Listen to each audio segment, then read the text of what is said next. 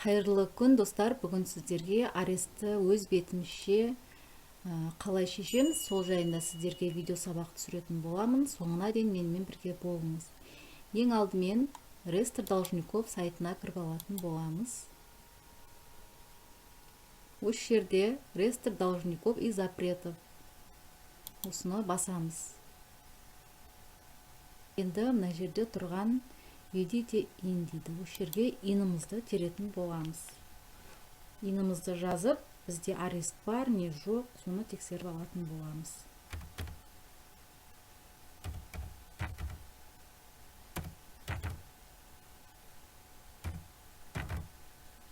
И найти.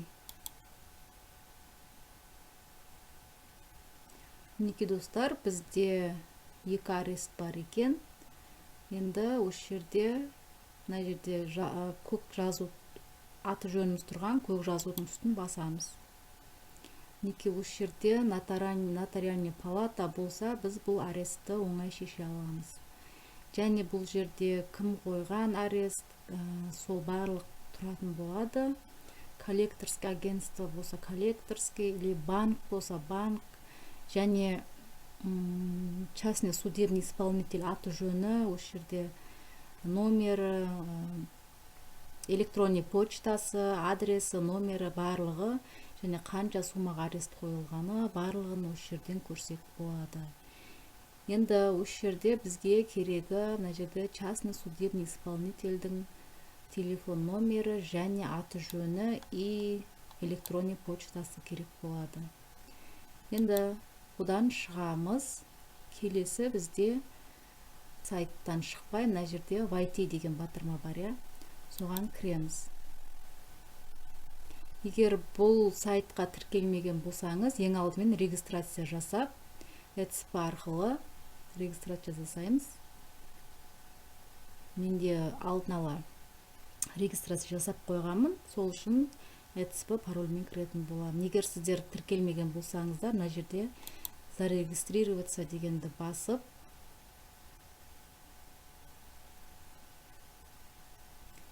осы жерге міне ознакомлен деп барлығын оқып шығып, ознакомлен деп бастып, выберите сертификат ЭЦП деп ЭЦП-мызды таңдап, ары қарай тіркелетін боламыз.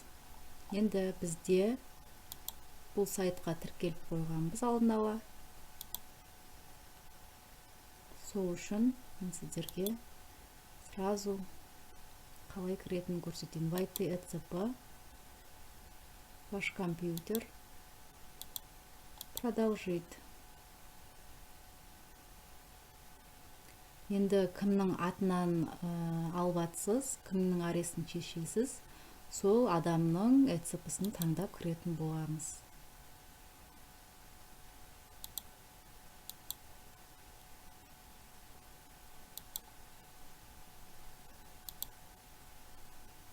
Ауыз форматымен кіреміз.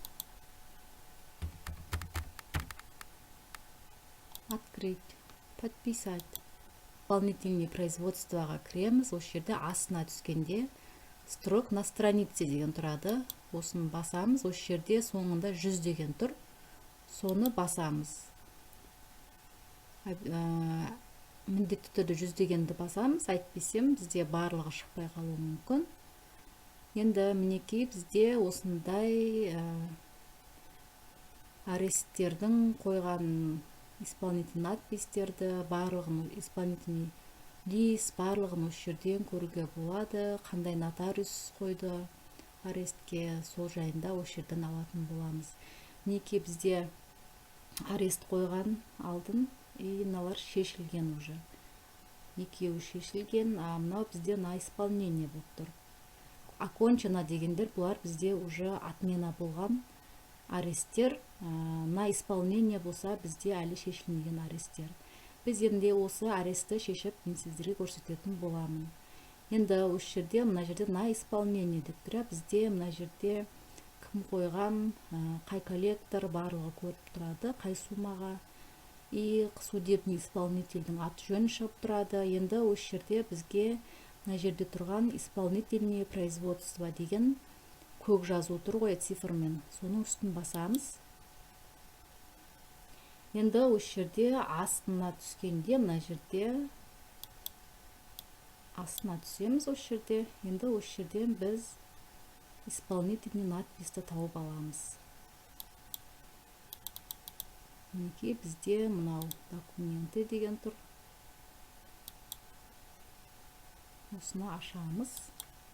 Мінекей достар, бізде мынау исполнительный надпис бізге арест шешу үшін осы міндетті түрде осы исполнительный надпис қажет болады.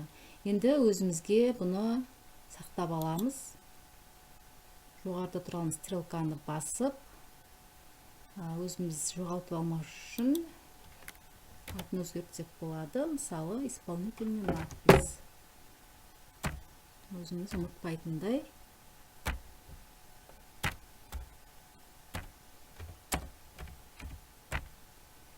Исполнительный надпис.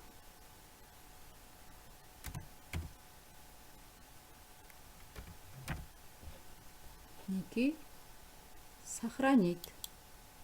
Міне исполнительный надписті алып, өзімізге сақтап алдық. Келесі енді бізге осы исполнительный надпистің күшін жою үшін нотариус осы жерде жазылып тұрған осы нотариуске возражение жазатын боламыз.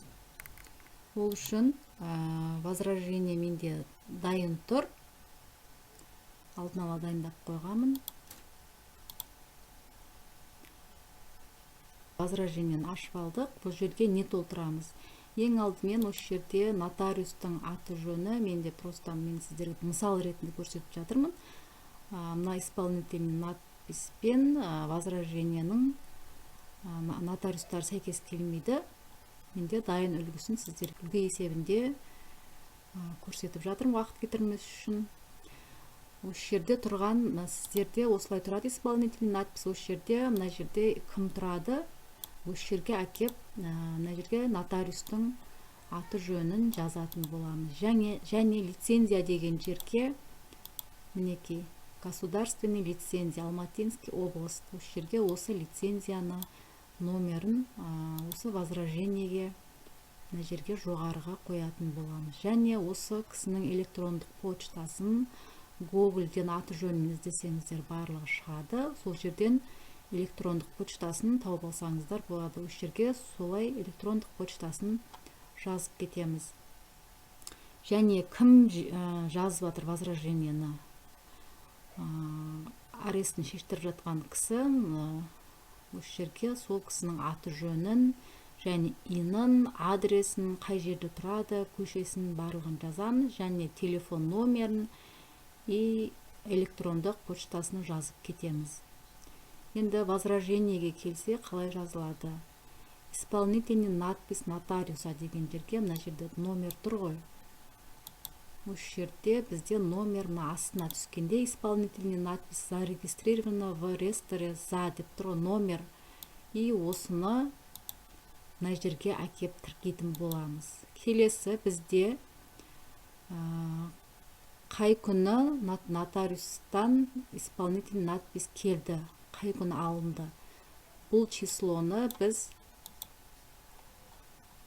мінекей достар, мына жерден алатын боламыз. 19 июль 2023 жыл. Осыны осы жерге әкеп тіркейміз. Және мына номер деген, надпис деген жаңағы мына бір номерді осы жерге жазамыз. Жоғарыда жазылған, не көрсеттім сіздерге достар. Мінекей зарегистрировано в реестре за деген номер тұр ғой. Соны тағы да осы жерге әкеп жазамыз. Ат деген жерге надпис номерім ат деп мына жер число тұр ғой. Бұл число бізде мына жердегі числоны жазамыз. Мінекей. Лицензия деген екен ат деп тұр ғой. Ат қай число? 26-12-2022 жыл. Осы числоны возражениенің осы жеріне әкеп қоятын боламыз. Енді мына жерде акционерный общество банк центр кредит деп тұр менде. Сіздерде осы жерде осы возражениеде пользу деген жерден тоқтап, осыны өшіріп тастап, сіздер қай банк немесе коллектордан болса, сол коллектордың адресін жазасыздар осы жерге, осыны алып тастап. бұл мына исполнительный надписте тұрады. Мысалы жаңағы жерді өшіріп тастап, мына жерде мен мынаны қойсам болады. Мінекей бені мен барлық осы жерде тұрады. Осыны осы жерге әкеп тіркейміз. Келесі бізде бұл жерді түсінген боларсыздар.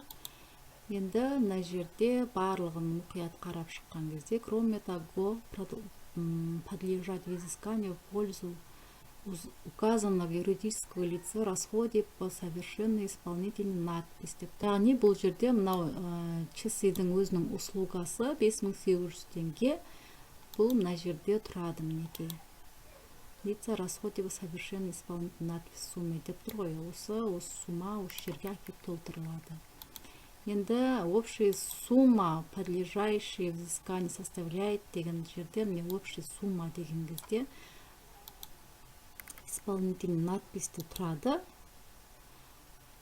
Общая сумма, мінекей. Общая сумма. Не тұр ғой. Осы сумманы біз осы жерге әкеп орнататын қоятын боламыз. Барлығын достар исполнительный надписте қалай тұр?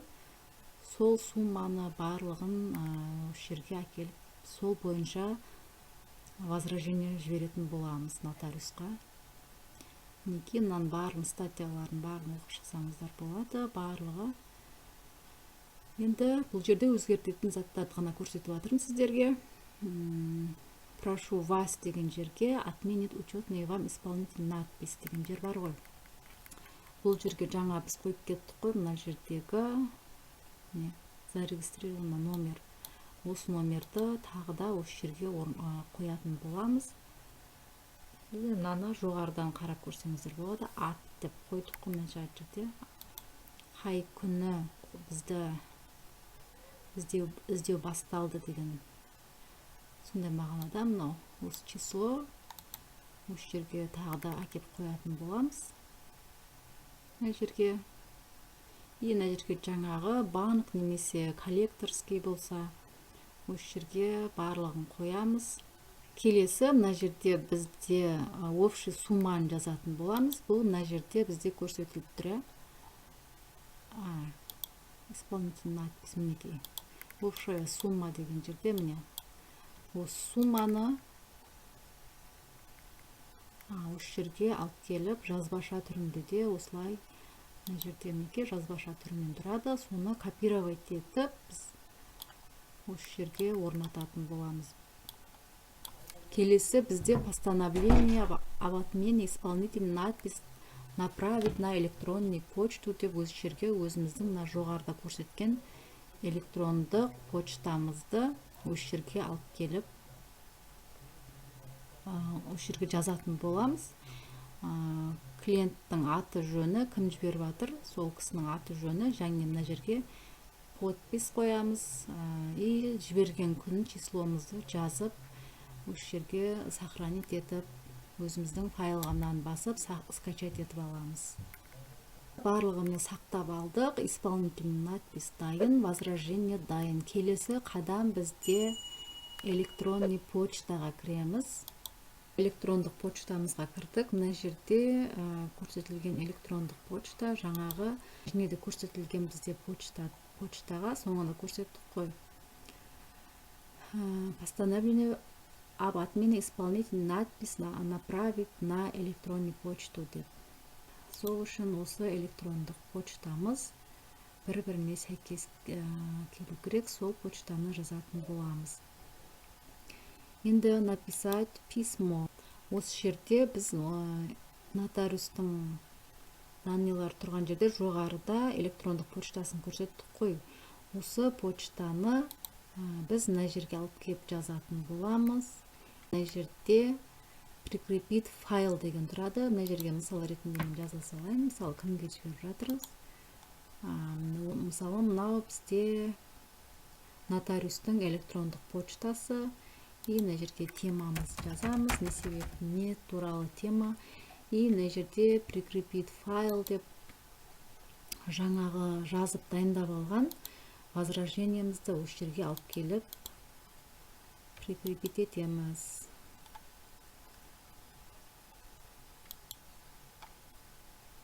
возражение.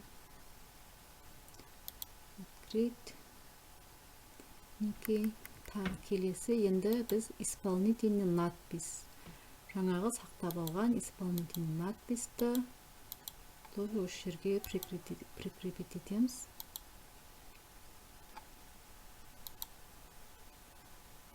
Открыть. Енді келесі бізде үшінші жіберетін бұл файл бізде өзіміздің удостоверение личность.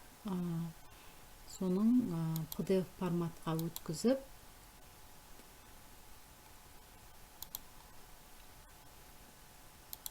осында тоже тіркейміз.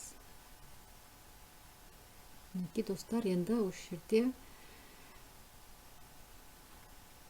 отправить батырмасын басып, нотариусқа хат жолдайтын боламыз.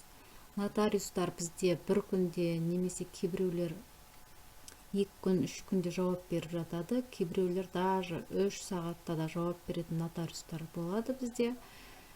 Кейбір нотариустар жауап бермейді.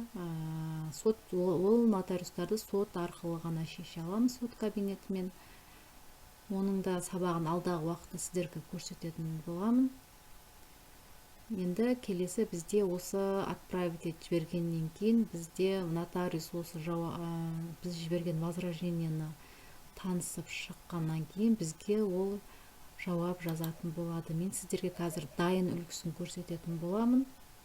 Міне бізге дайын үлгісі, мынау менде нотариустан келген отмена. Исполнительный надпистің күшін жою туралы. Осы келген хатты, постановлениені біз ЧСИ-ға, яғни судебный исполнительдің электрондық почтасына немесе WhatsApp номеріне жолдаймыз. Ол бізден аресті шешу керек. Алып тастауға міндетті осы постановлениені алғаннан кейін. Енді бұл постановлениені нотариусқа жібереміз.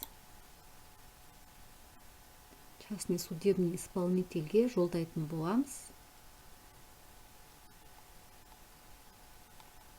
Мен мына жерде жаңағы отменаны нотариустан келген мынау PDF сканер деген удостоверениеміздің алды артын PDF форматта жолдайтын боламыз. Және бізде бұл жерде бұны жібергеннен кейін бізден частный судебный исполнитель аресті решениесін бізге жіберетін болады. Постановление прекращение жаңағы аресті шешу жайында шешім шықты. Бұл шешім шыққаннан кейін арестіміз 1-2 сағатта реестрдан алынатын болады. Мінекей постановление келген исполнительный надпистан постановление о прекращении исполнительного производства деп осылай бізге аресті шешуге шешім қабылдаған жайлы осылай бізге постановление келетін болады. Осымен аресттеріңіз 1-2 сағатта немесе келесі күні реестрдан алынатын болады.